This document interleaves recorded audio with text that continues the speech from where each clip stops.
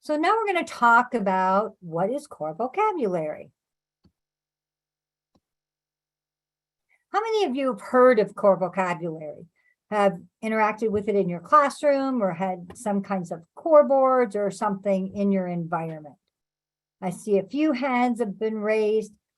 So if we think about the words that we use every day, there's a group of words, and there's not many, so maybe between 250 and 350 words that we use most of the time.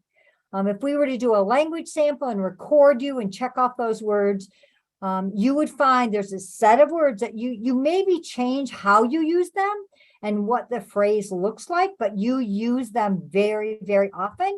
Those are called core words. And so they're a small group of words that we use a lot of the time.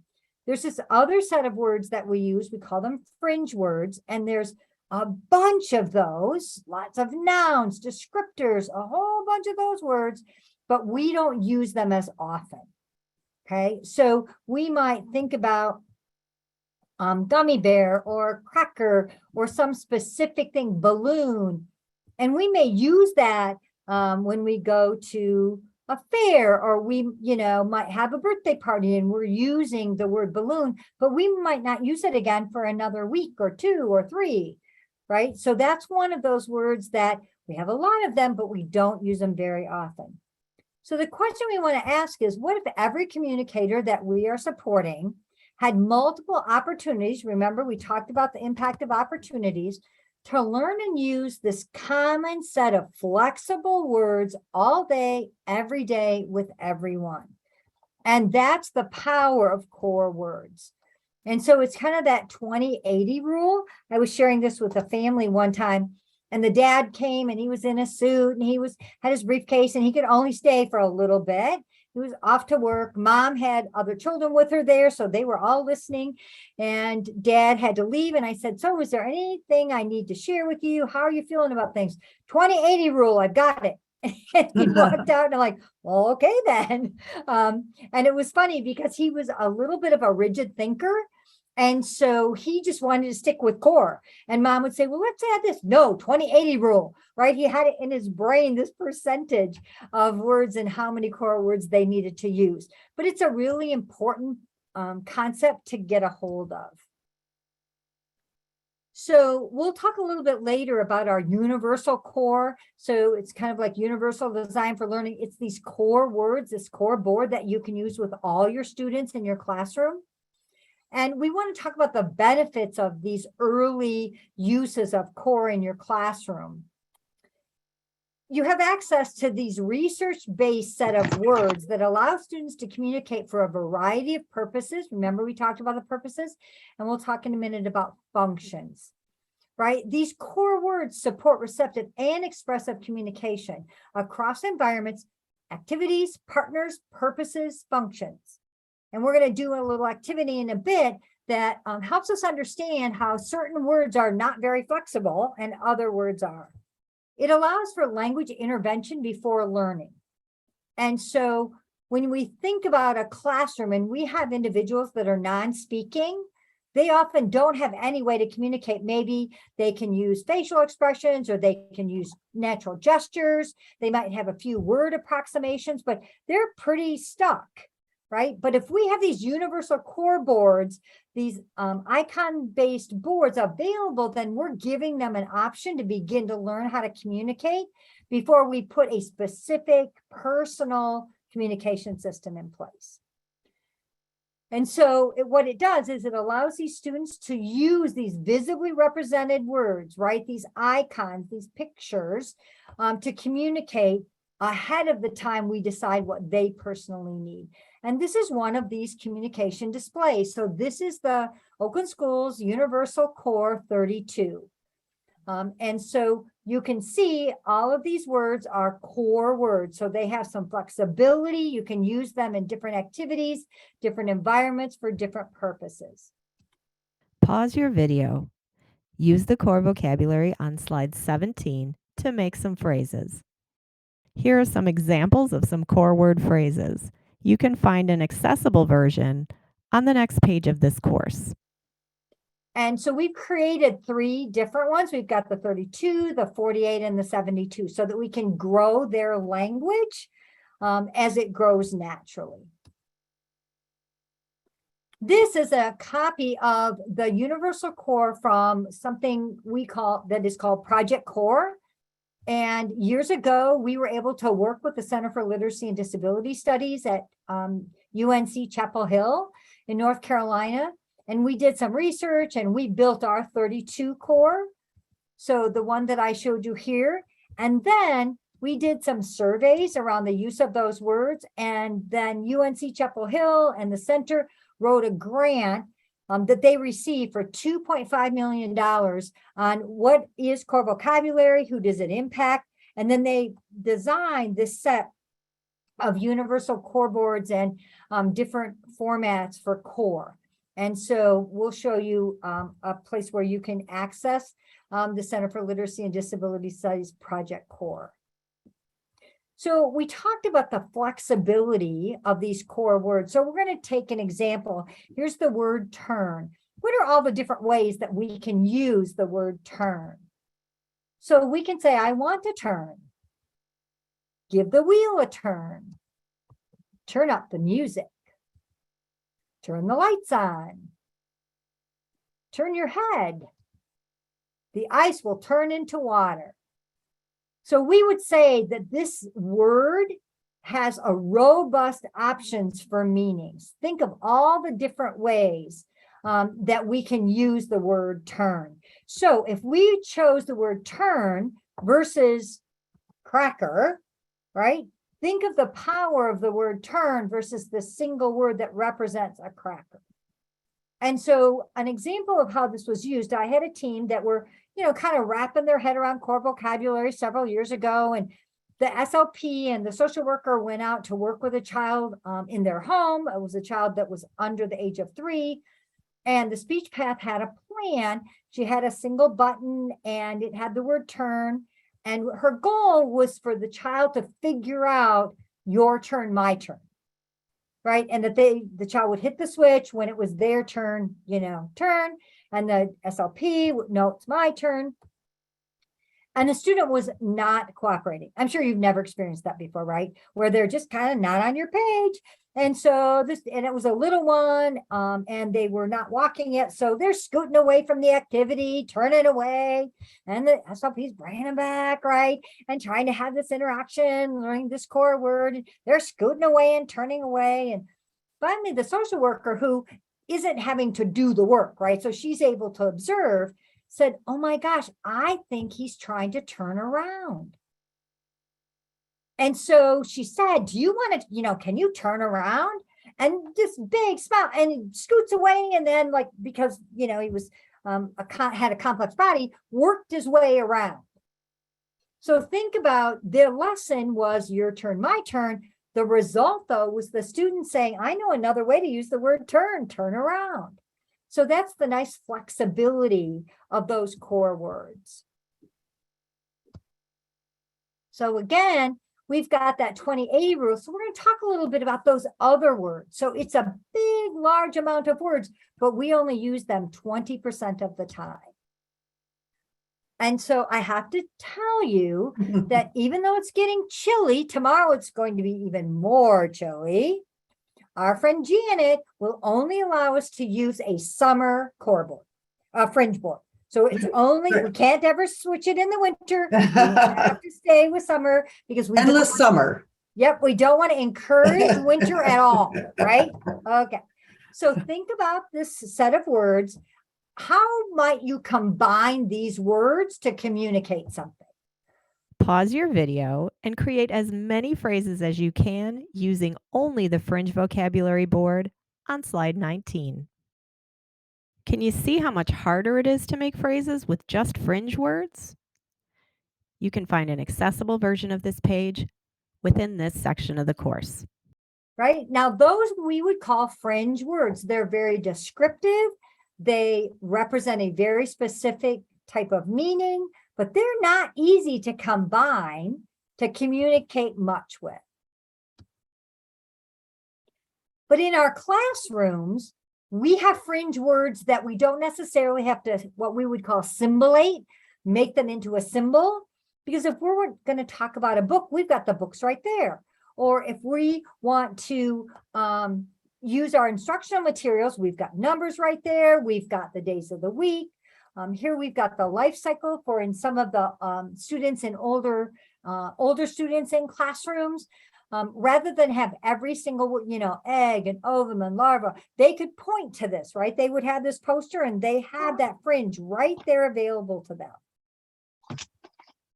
We also have the real items. So isn't that a great octopus? Like, I want to take that home and put that in my room. I can also see all those fun characters there. Then we've got real things. So the middle picture was from a classroom that I was working with in high school.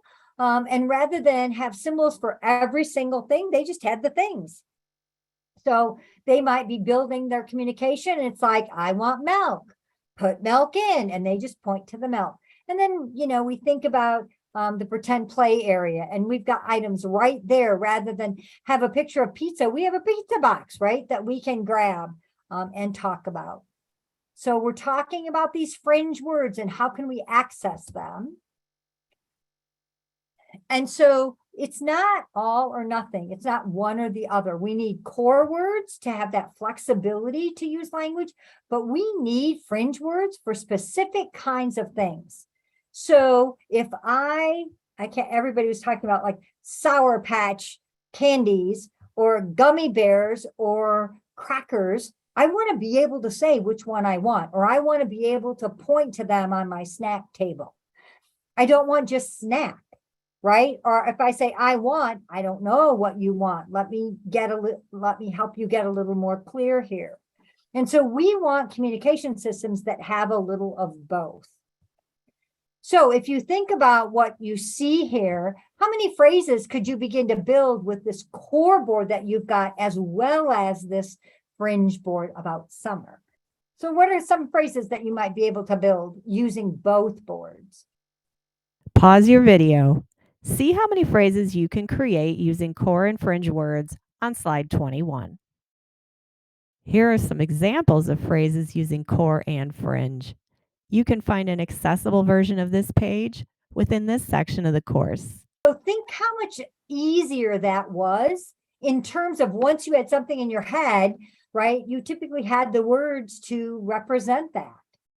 So here we've got this set of powerful, flexible core words, and then we've got these very specific but important fringe words for us to use. So Dr. Karen Erickson, who we've talked about, she's the one that got the grant for Project Core. She says, literacy is required for precise communication. Until they're able to spell, there will always be more words they understand than they're able to say. So if we think about the communication systems, the core board that we use, the fringe board, we have to put something on that. We have to choose those words. My friend Penny Hatch, who works with Karen, says that our communication systems don't have enough real estate, right? There's not enough room to put all the words that we might want to talk about. Or some of our students that have very specific interests, right? We may not put the right words on their communication system. So what we need is for them to be able to become readers and writers. And so we talked about in the beginning, everyone communicates. Another belief that we have here at Oakland Schools is that every one of our students can learn to read and write. Now, we're not deciding at what level, but we're saying they won't learn to read and write unless we instruct them. Dr. David Copenhaver, who's a colleague of Dr. Erickson, says that. He said, I'll guarantee you they won't learn to read and write if you don't instruct them, right? If you don't teach them how to do that. Oh, I like this. Yes, no one is too anything to be able to read and write. And Dr. David Yoder, who was a speech pathologist and was the founder of the Center for Literacy and Disability Studies, says that. No one is too anything, right? There's no, you can't do this. You don't know my child. You don't know my child. Lisa was in a situation a while ago. There's like, but you don't know, right? And Lisa's like, yep, had them all. I know all of those. Karen and David and Kristen will say the same thing. We've had all those kids and we have taught them. We have decided that they can become readers and writers. So imagine if our communication systems had all of these options.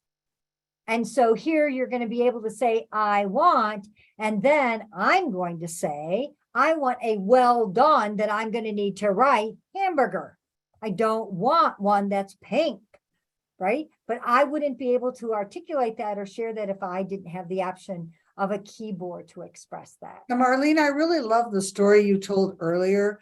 It really impacted me when I thought about it, about access to the alphabet. When you said, I've gone to baby showers lately, and what do you give a baby? You give them alphabet, you get them letters, you get them magnetic letters. So there's no reason not to put the alphabet in front of all of our kids. I mean, we're starting with the kids that are not even born yet and buying them alphabet letters, right? So that really impacted me when you told that story. I liked it. Thank you. Yes, that is absolutely the case, that we assume our kids are going to be readers and writers, so we give them the alphabet. One thing we're learning a bit, and we don't have a slide for this, but it's very interesting, that if we're reading a book with a child, they tend to focus on, and there's technology to be able to uncover this, they focus on the pictures. Okay, that's a natural kind of occurring event. But when we point out a letter on a page, or we might say, oh my gosh, there's an A, that's in your name, Alyssa, or, this is a B and that's in whatever, that as they go along, and what they have is cameras looking at their eyes on what they're focusing on, they start focusing on print that they didn't do before. And so our job with even our very young ones, or the ones that we believe are complex learners, is pointing out the print, pointing out the first letter in their name, having the alphabet. We used to have a water table in my classroom. I was a crazy person. And I had all of those letters that, you play with in the bathtub. And we had them in the water table so that they could explore them. So we want to make sure that we're giving them access to print. Pause your video. What impact does giving access to core, fringe, and the alphabet have on the student's ability to communicate? Answer on slide 23. So do you see the flexibility now that is presented by having all of these options? It really allows the individuals we serve, I love this, get the dinosaur toy, not the ball, right? That clarity. So when you're wandering around the classrooms or the kids you serve, think about, do you have all these different options for them? And is instruction in reading and writing happening? Right? That's primary. We have to be modeling AAC, which we'll show you in a little bit, but we also need to be teaching literacy to all the individuals. Thing too, Marlene, about Absolutely. the literacy, Yeah. and the literacy instruction is not sight word instruction. It's not them. Are they learning how to spell and put words together so they can come up with their own words, not just see the words that they see us showing them and not understanding it anywhere else, only when they see that flashcard. So, sorry. It's also not matching or file folder games. Yes. It's true literacy. Are they learning to read and write using letters of the alphabet separately? And that Project Core modules will show you exactly how to do that. If you're Yes. interested. And we also have trainings, and I think we talk about, no, we don't talk about them here, but we have trainings available. So you can reach out to any of the consultants. We have Emergent Literacy Academy going on, a Conventional Literacy Academy going on, AAC 101 you're part of. Then we have TACO, which broadens it a bit. So we have lots of opportunities for you guys to all learn what that looks like and how that happens in classrooms. So these are some of our core universal supports. And we say it because we talked about it in the beginning. The power of core is that we make it available for everyone. So we're able to do it in a way that allows them to begin to explore language before they're even given a very specific personal communication system. So we've got a 32 Go talk on this upper corner. We've got our 32 no tech core board. We've got an example here of lots of different types of core available in the classroom. We've got our talkable, which is a 4-button talkable. So you can probably see that there, it looks like it's a flip book. So they don't just have access to 4 words, they have access to 36. So that we're not just giving them a limited number of words, we're expanding their ability to see how language works. Then we've got our alphabet.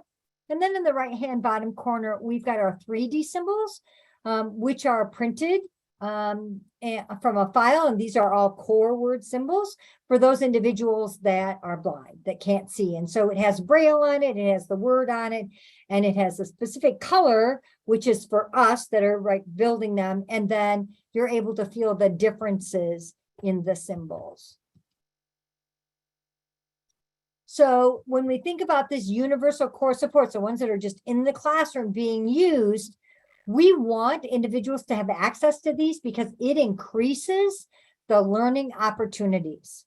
So imagine, and if you have the large core boards in your classrooms or the half-size core boards, if you're modeling up in front of the classroom, they now have multiple opportunities to see words being put together or words modeled, not just when you can get over to that student by themselves.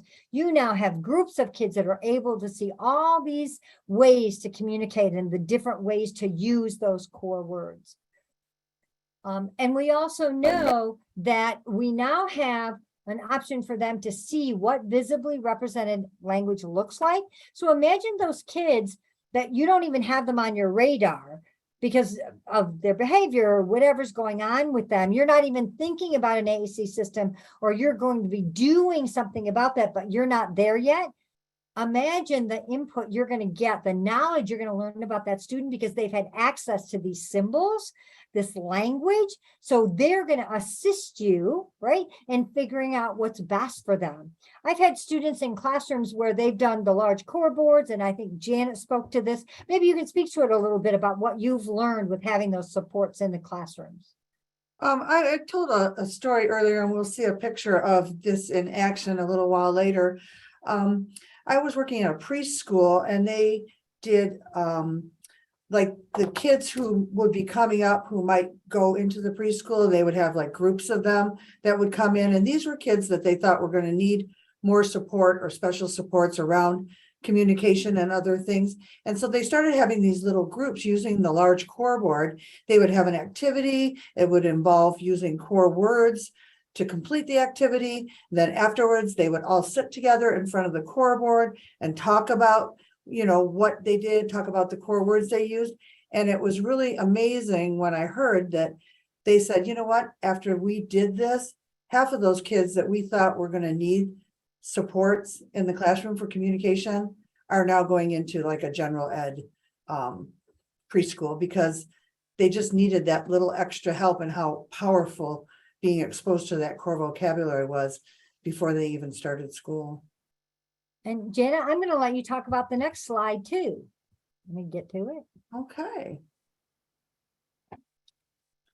Okay, well, I'd like to talk about this slide because we were talking about, I mean, what we're talking about all along is making communication accessible. And we all know, and I have to point out, this is my handsome husband driving up the ramp into his wheelchair accessible van. And that we often, you know, hear about. Is this accessible for people with disabilities?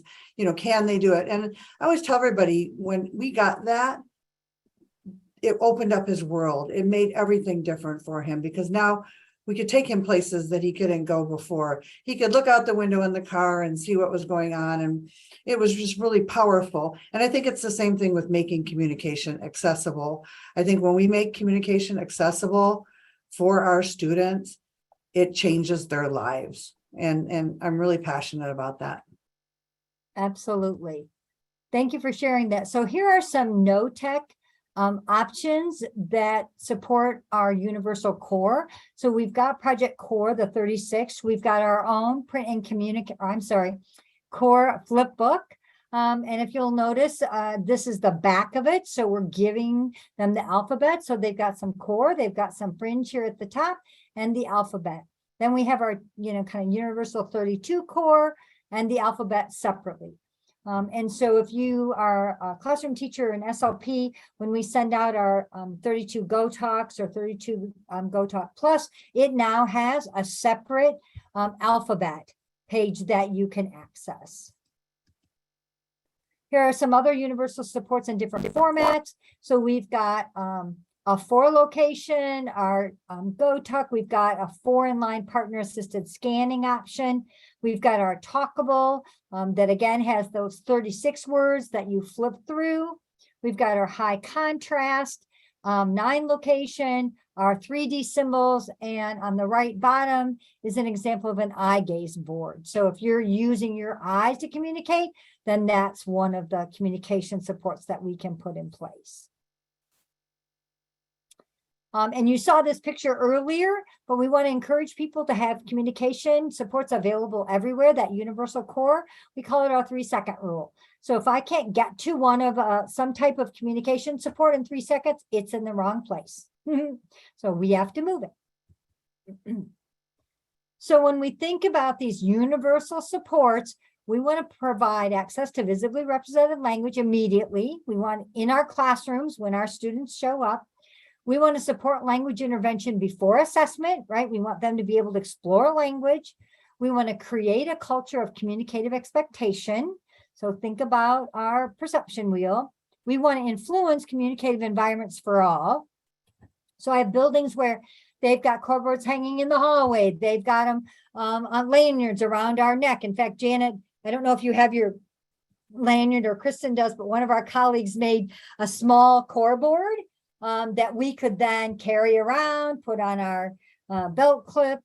And then we want to build capacity in teams. So we want to influence others and their mindsets about providing universal core. This is Project Core. And so we would encourage you to Google, it's Project-Core, and they have fabulous modules and they have annotated bibliographies, the research behind it, on why these are powerful strategies that we want to use. So there is a module on aided language input, and we're going to talk about that in a minute. So what was your takeaway? So pull out your self-reflection form, and I want you to think about, what do you want to take away about core? Do you want it in more places? Do you want more people to think about it? Do you want to get better at using it? Do you need to get it at all because maybe you don't have it yet? And then what will you do with that knowledge? It's time to stop and complete the core vocabulary section of your reflection form on slide 27 of your workbook.